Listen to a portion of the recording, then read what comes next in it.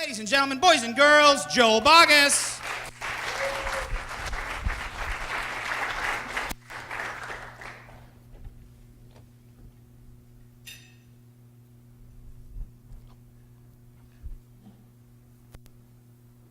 Let me tell you about the day I almost died. San Antonio, Texas, Santa Rosa Children's Hospital, the surgical intensive care unit on January 25th. It was a Sunday, and I was in severe distress, bleeding out, unconscious, and fighting for my life. My body was in a state of shock, and the ER team couldn't even measure or detect a blood pressure for me. Essentially, there was no blood flow. And just a few hours earlier, my dad and I, along with a few family friends, went on a nature hike in the Texas Hill Country. And I drifted away from the group, and I ended up climbing a nearby hill. And running next to that hill was what must have looked like, to me, a jungle gym. So I did what any boy would do. I climbed to the top, ran to the middle, and laid face down on my belly. And peering over the edge, I called down to my dad. But this wasn't a set of monkey bars. This was a railroad bridge that stretched over a wide canyon. And then there was a rumble on my right side. And as the train approached, my dad scrambled as fast as he could to get up the hill, while Amber and Warren, two of the older kids who were part of the group, screamed to me, "Joel, get off the tracks!" By the time my dad reached the top and the train had screeched to a halt, I had fallen 30 feet onto the rocks below. I was bleeding, broken, motionless. The impact of that fall resulted in multiple skull fractures, a coma, and so much blood loss that by the time the rescue workers found me, no GPS, no cell phone, Texas Hill Country, 42 years ago, they weren't even able to start an IV on my little arm. The blood vessels collapsed. But thankfully, they pressed on. And 2 hours later, I was finally admitted to the hospital. Unresponsive, dirty, grimy, in critical condition, but alive. I was just 5 years old. And it was 5 days before my mother's 25th birthday. Most people don't get a second chance at life. Most people take their lives for granted, never appreciating the gift that they've been given just to be alive, make a contribution, to do something amazing with their life and with their business. Most people are satisfied with just barely getting by. As a result, they never develop the muscle to persevere, to push past limits, and to achieve their full potential. And when life throws a curve, most people cave to the pressure. And then it can seem like it's game over, pack it in, time to go. And then there are the others who rise to the occasion, who step in, step up, and step over whatever comes their way. That's what I was forced to do after almost falling to my death.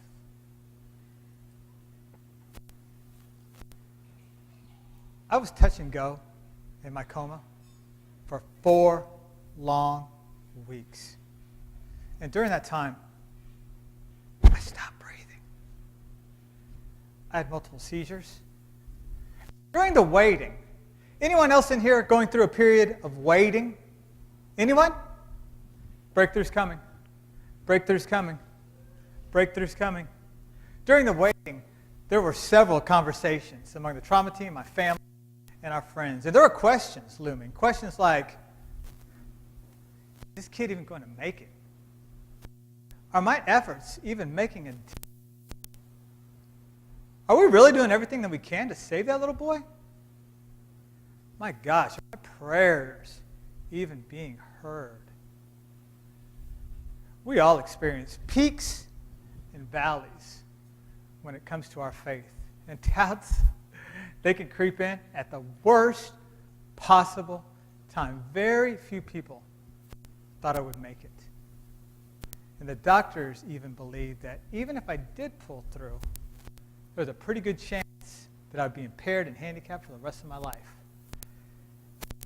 And the medical research said that based on my injuries, based on my head injuries, I had an 80% chance of either winding up dead or in a vegetative state.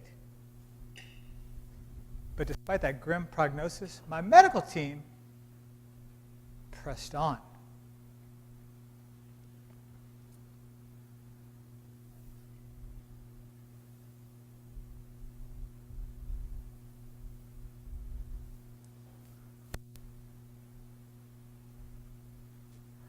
On March the 5th, 1975, in room 401, a miracle happened.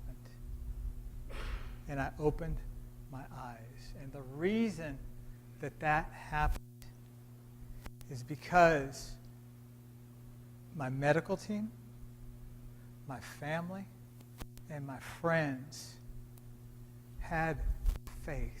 They stood in faith. And they also stood in focus. And they also made a commitment to follow through on whatever it took and needed to take. And they all decided that they would never give up because it was worth the fight. Dr. Alan Kingman was the lead in my treatment and in my care. And it was his ability to stay calm under pressure and to stay focused on the number one goal that led to a successful outcome. And Dr. Kingman didn't know what to expect when he showed up for work that day. And oftentimes you and I don't know what to expect and are oftentimes hit by things that we don't expect.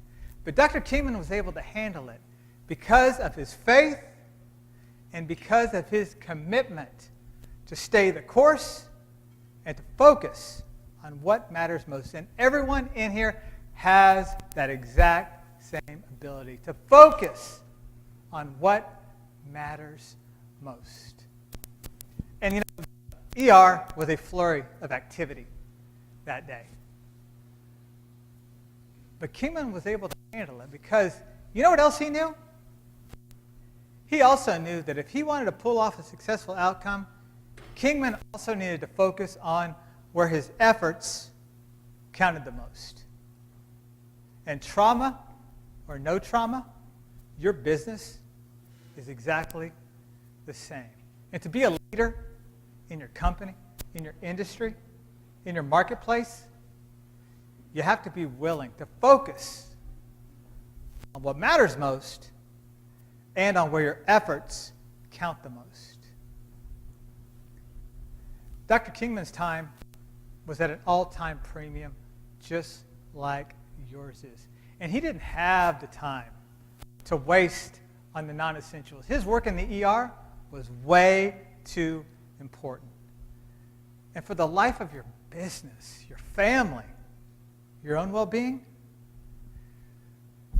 your work is too important also. Dr. Kingman passed away in 1985. And I found out that his son, father's footsteps, and was also a brain surgeon. And I made a phone call about a year ago. Ring, ring. Neurology Associates. Hi, may I speak with Dr. Kingman? Hold, please. Do-do-do-do-do, do-do-do-do-do-do. On hold music. Do-do-do-do-do-do-do. Hi, this is Kingman.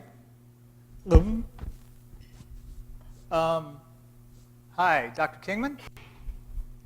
You don't know me, but your dad does.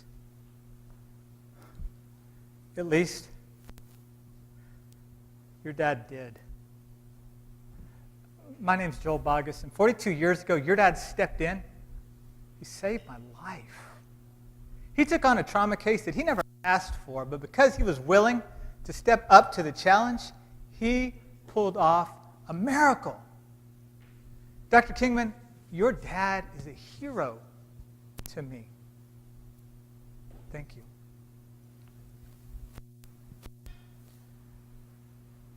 There were many heroes in my recovery and in my rehabilitation. Heroes with different backgrounds, from different cultures, with different experiences. And what made them heroes and what linked us all together is a shared promise to stay the course and to never give up. And you know what? You have that exact same ability to never, ever, ever give up, no matter what it takes.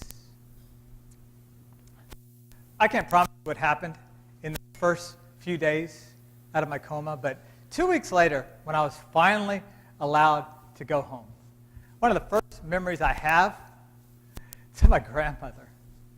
Even the neighborhood kids called her Mimi. And Mimi and I were standing in the alley behind her house. Her house was here, neighbor's house was here, and I was here. Glasses, t-shirt, shorts, brand new pair of sneakers. And as I put one foot in front of the other, standing behind me, you know who it was? It's my Mimi. She had her finger looped through the back belt loop of my pants. She was helping me learn how to balance. She was helping me learn how to walk again. And friends, whatever it is that you're walking into, new business, new activity, new season of life, you want to make better decisions, you want to take bolder steps, you want to get greater results, everyone needs a Mimi. Some of us need her to hold us up when we're off balance. Some of us need her to help us stay focused. And some of us need her to help us follow through on the steps that'll take us to a better place. And I needed her for all three. Anyone ever had a Mimi in their life? Yeah? Doesn't have to be a grandmother. Just a Mimi, someone that stood behind you, held you up when you were off balance. Keep your hands up, keep your hands up. Or someone that pushed you when you needed it, or that wouldn't let you BS your way out of a situation even though you wanted to. That's great. Thank you. You put your hands down. Before the meeting is over this evening, Kim and I are going to share some information with you about an exciting, action-packed, one-day retreat that's coming up in just a few weeks. We're going to hold that at Michael Kerrigan's estate at Lake Louisville, and we are inviting 10 of you to go with us. And it's going to be so much fun. Details coming up a little bit later. And gosh, I really hope that you're able to make plans and to go with us. You don't have to worry about me anymore. Thanks to the many Mimis in my life, I not only finished school on time and with my peers, I also managed to make it through college. Now, granted, it was Texas Tech. Still a school, so it still counts. And I even managed to write a book about my experiences, which ended up becoming a #1 bestseller. Your biography doesn't have to be your destiny. Your past mistakes, even your present circumstances, don't define you. Like the wake left by a motorboat, your past is a fading glimpse of where you've been, but it doesn't determine your destination. Faith, focus, follow through. that determines your destination.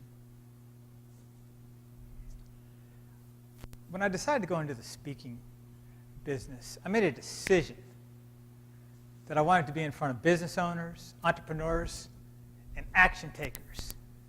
And I knew in my heart that the Never Give Up message was perfect as either an opening keynote or as part of a powerful close. And thankfully, I've been getting quite a few of those opportunities. And I was the opening speaker at an event in Austin, Texas. And the room was full, my content was fresh, and I was on stage and ready. About 3 minutes into the speech, as I stared silently at the audience, I realized that I didn't have my next words. I forgot my speech. And I looked at the event planner, looked at the audience, and I smiled. And with as much sincerity as I'm speaking to you with right now, I said, ladies and gentlemen, thank you for coming. This is too hard. I can't do this. I quit. And with that, I stepped off the stage and I took a seat at the back of the room. And as the event rolled on and speaker number 2 began their presentation, Matthew, the event planner, walked up to me and he asked me a question that changed everything. He said, Joel, how bad do you want to nail this speech? And I said, Matthew, the Never Give Up message is my message. That's the message I was put here on this earth to deliver. You've got to understand, since the day that I was discharged from the hospital, my entire life's journey has been one never give up message and story after another. This speech, this message means everything to me. And I didn't expect what Matthew would say next. Joel, get back on stage and nail this speech. 9 o'clock, Monday evening, downtown Austin, Texas. I was now speaker number 5. I was no longer the opener. I was now the closer. And as I took to the stage for the second time that night, before I even opened my mouth, the applause started. And in a room full of people rooting me on, I nailed it. And while you may not be able to hear them right now, you also have a room full of people rooting you on. Business partners, spouses, loved ones, your kids, your grandkids. And you know what else they're doing? They are waiting. They're waiting on you. They're waiting on you to get up or to get back up, to get back on stage, and to give it one more try. You know why I'm telling you this story? Not because it's my story, but because it's our story.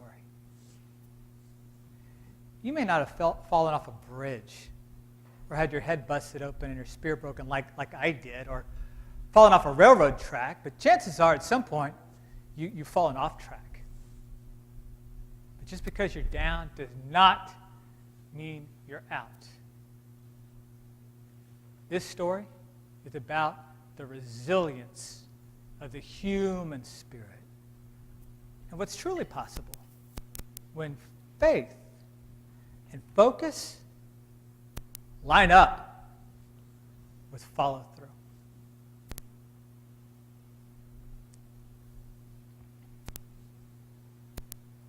What matters now? One thing. Your decision on what to do next. And when you decide to stand in faith, to stay on focus and to stay committed to following through on whatever it takes for your success and your prosperity. You know who benefits? Everybody. God bless you. Thank you. All